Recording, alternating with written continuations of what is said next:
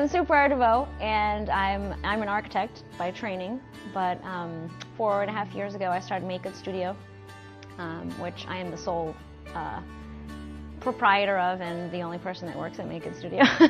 And we do handbags, so I have a line of handbags and some home accessories. So Make.Good.Studio comes from, actually it was interesting how I came to the name, because I just started to write down words and phrases that I identified with as a person and as someone who was starting my own business about products. And the word make and the word good came up multiple times. You know, make beautiful things, you know, good design. There was just like a whole list of things that were there. And the word make and good were in almost every single one. I got to a point in my life where I'm like, I want to stop talking about the things that I always have wanted to do, and I want to actually make good on that. So that's why it's called Make.Good.Studio. Well, I started it, I had been practicing architecture for 12 years for various size firms, and then 6 years into working for a particular firm, I realized that it wasn't very satisfying as a career. And one of the reasons is because architecture takes a very long time to develop, so you get a project and you can work on it for 3 years, and then it dies and nothing ever happens. And I'm sort of a creative person, and I need to sort of be involved in the making of the thing. So I decided to leave architecture and start Make.Good.Studio. My mother was a seamstress, so I grew up sewing. I learned from her how to sew. So it was always something that I knew how to do. I just never applied it to anything other than sort of just a hobby.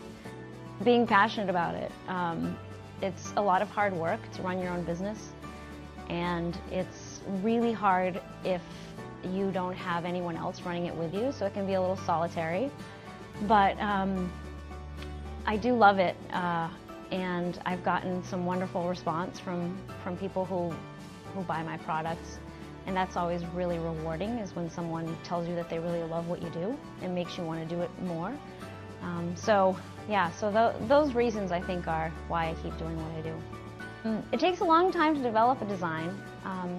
Less so now that I'm used to working at that scale. When I first started making bags, they were a complete disaster. Because we think, oh, we're architects, we can design anything, you know, and it's not true. So moving from the scale that I was used to working at to, you know, an item that's sort of the size of the human body and is very intimate and has a completely different set of rules to it, took a really long time to kind of get to a place where I was actually making nice bags. Each bag takes probably about, on average, an hour to make, and I make them all myself. The design process is a little bit hard to gauge. I don't set out to make a bag and then sort of design it and then make it. The process is a little bit more loose than that. That's another thing that I really like about what I do now versus architecture. Generally, they're available on my website, Make.Good.Studio.com. You can go there, and I have a shop, which I sell directly to customers online. I'm occasionally in some stores. I mean, as architects, we don't get to make the thing, but we have to understand the making of the thing in order for it to turn out the way that we envision it. So with bags, the scale is different, but the problem solving that you have to go through as a design problem is the same thing. Architects tend to have an attention to craft and detail that a lot of other people don't have.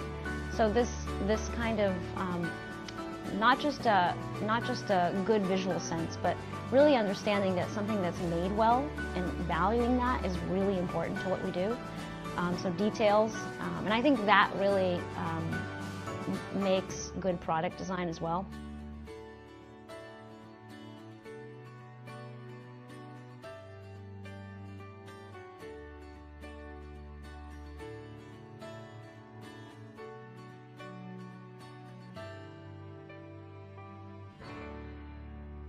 Current work status.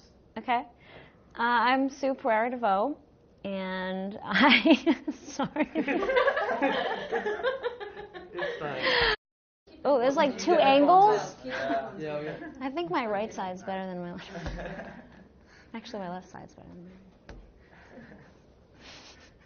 Who's going to see this exactly?